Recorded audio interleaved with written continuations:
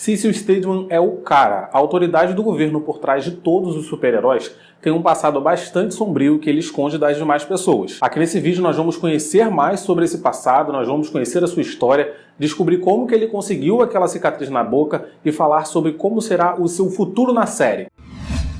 Fala galera, eu sou o Matheus Mendes, sejam muito bem-vindos a mais um vídeo de Invencível aqui do canal e o vídeo que eu acho que vai ser o último de Invencível por um tempo. E eu sei que eu falei isso lá no meu vídeo falando sobre o James Mauler, mas eu consegui uma janela de tempo para falar sobre o Cecil porque eu queria muito postar um vídeo sobre ele. A partir de quarta nós vamos ter aqui no canal vídeo de Loki, vídeo de Sweet Tooth, então o Invencível vai entrar em ato durante alguns dias, mas em breve eu retorno. Mas você não precisa ficar com saudade dos meus vídeos de Invencível, porque tem uma playlist inteirinha, repleta de vídeos. Já postei vídeo pra caramba lá. E eu vou deixar essa playlist linkada aqui no card. Se você perdeu algum dos vídeos, clica lá e confere. E claro, se você gosta desse tipo de conteúdo, não deixa de se inscrever no canal agora. Se você ainda não é inscrito, compartilhar esse canal com seus amigos que gostam de Invencível. Deixar o like logo e me seguir lá no Instagram também, porque lá no Instagram você vai saber em primeira mão novidades de séries que tá acontecendo. Eu vou postando tudo lá no Instagram. A história do Cecil é muito interessante. A sua origem é uma das coisas extras que tem nos quadrinhos e que muito provavelmente não vai ser adaptado na série. E por isso que eu quis tanto fazer esse vídeo falando sobre ele, porque é através do seu passado que a gente entende melhor algumas das ações que ele toma no presente, que ele já tomou na primeira temporada de Invencível e que ele vai tomar na segunda e na terceira temporada também. Desde jovem, Cecil já trabalhava como agente do governo.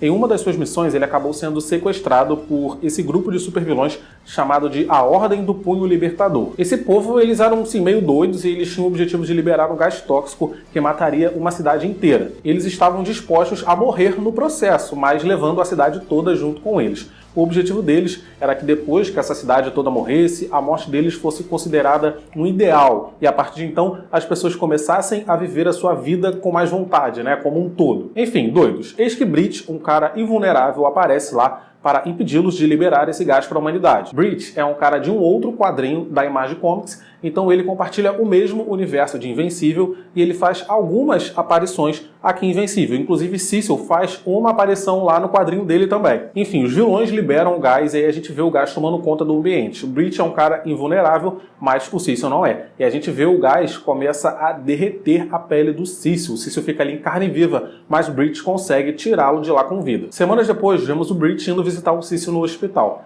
A pele do Cecil está magicamente recuperada, menos a boca que está com aquela cicatriz horrorosa. Cecil explica que a sua pele foi toda consumida por aquele gás e que o pessoal ali do hospital substituiu, né, toda aquela pele morta por uma pele artificial. A única parte do corpo dele que ainda dava para salvar minimamente a pele original era ali na área da boca, mas a galera do hospital queria remover essa pele também para colocar uma pele artificial, assim o Cecil não ficaria com nenhuma cicatriz, mas ele se recusou. Cecil queria manter o mínimo da sua pele ainda no seu rosto e ele também queria que aquela cicatriz servisse como uma recordação da sua falha. O Cecil carregava muito essa culpa, né, de que as 15 pessoas que morreram quando o gás foi liberado era por conta dele. E aí ele queria ficar com aquela marca para uma falha dessa nunca mais acontecer novamente. O Brit conta pro Cecil que a Ordem do Punho Libertador foi morta e aí o Cecil fica de boa, mas essa galera não foi morta não, eles vão aparecer mais pra frente. Os anos se passam, Cecil envelhece trabalhando para o governo e acaba se tornando um dos mais importantes por ali. Certo dia, um grupo de vilões chamado Liga Lizard invade o Pentágono e coloca o terror lá, começa a destruir um monte de coisa, matar pessoas. O diretor do Cecil, né, o chefe dele, um cara chamado Radcliffe,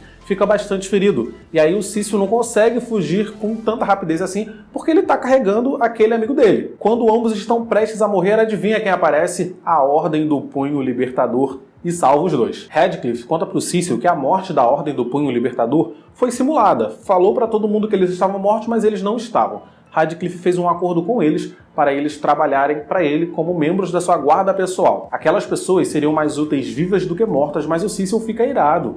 Ele diz que 15 pessoas morreram quando eles libertaram aquele gás. O próprio Cecil quase morreu e ele tem uma cicatriz no rosto que nunca vai fazer ele se esquecer disso. O diretor então da Agência de Defesa Global fala assim pro Cecil: Cecil, acorda, nós não estaríamos vivos se não fosse por eles. Aí o Cecil se vira pra eles e fala: então me deixa agradecê-los. Pá, pá, pá, pá, pá, pá, pá, e mata os dois. Por conta disso, Cecil é preso. É importante prestar atenção nisso. O diretor da Agência de Defesa Global utilizou os supervilões para o seu benefício próprio. Cecil, na época, não gostou muito disso, mas no presente, vimos que o próprio faz isso, visto que, ao invés de prender o Sinclair, ele recrutou o Sinclair para trabalhar com ele junto com os Reanimen. Meses se passam e o diretor da Agência de Defesa Global vai visitar o Cecil na penitenciária. Mas vocês estão achando esse cara um pouco familiar? Porque se sim, vocês estão certos. Esse Radcliffe é o mesmo cara que recrutou o Rexplosão. Ele saiu da Agência de Defesa Global para trabalhar com o Rexplosão e lá ele acaba morrendo. Então, se você não conferiu o meu vídeo do Rexplosão, clica aqui no card e confere para ver o final aí da história desse cara. Radcliffe diz que não consegue mais liderar a Agência de Defesa Global. Ele está ocupado em outros projetos e quer que o Cecil assuma o seu lugar. A única pessoa viva que ele confia que vai realizar esse trabalho direito é o Cecil, mas o Cecil se recusa. Radcliffe então diz pro Cecil: cara, você não aprendeu nada com a sua própria experiência, com a sua própria posição? Você fez uma coisa horrível, você matou 2 pessoas, mas você é mais valioso pra gente aqui fora do que aí dentro. Ou será que você prefere ficar trancafiado toda a sua vida? E aí é claro que Cecil aceita o emprego, sai da prisão, vira o chefe da Agência de Defesa Global e se transforma nesse Cecil que nós conhecemos hoje em dia. Um ano após ser chefe do Pentágono, Cecil se depara com a chegada do Omni-Man na Terra. Omni-Man tá ali batalhando contra o monstro, né? E quando ele termina de matar o monstro, o Cecil aparece com o seu aparelho de teletransporte e solicita uma reunião com ele. Cecil diz ser o responsável pelos interesses do planeta, e aí Omni-Man responde dizendo que veio para proteger esse planeta. Então, eles vão conversar no Pentágono. A conversa dos dois no Pentágono é monitorada por um monte de gente que consegue medir ali a temperatura corporal do Omni-Man, a dilatação da pupila, a pressão arterial. É como se o Omni-Man tivesse em um polígrafo. Quando Nolan vai embora de lá, Cecil é informado que tudo o que o Omni-Man falou para ele é mentira. Cecil sabe desde o primeiro dia que tudo aquilo que o Nolan falou sobre proteger a Terra, não sei o que lá, ajudar a Terra a se desenvolver, é balela. Mas como naquele momento o Cecil e o FBI inteiro, né, o Pentágono, não conseguia fazer nada contra ele, o Omni-Man era muito forte, eles não conheciam nenhuma fraqueza dele, Cecil achou melhor levá-lo na disciplina e utilizá-lo ao seu favor. E assim Cecil começa a utilizar o Omni-Man, que ele sabe que é um vilão, para o seu próprio bem, para o bem do seu próprio planeta. Cecil está, enfim, fazendo aquilo que o Radcliffe o ensinou, utilizando vilões para o seu benefício próprio.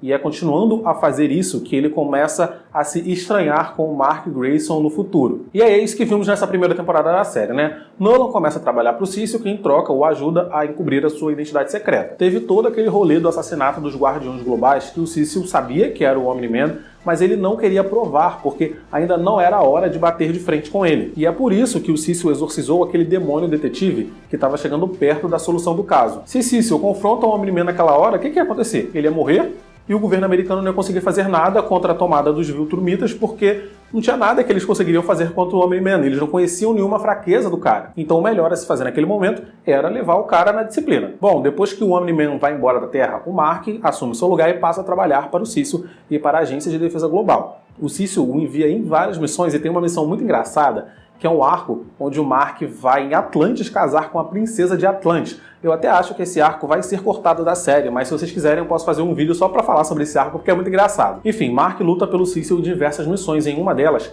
ele vai até Midnight City para prender o antigo Night Boy, que era o ajudante do Darkwing, membro dos Guardiões Globais, o cara que foi assassinado. Night Boy assumiu a identidade do Darkwing e ele está promovendo uma chacina na cidade.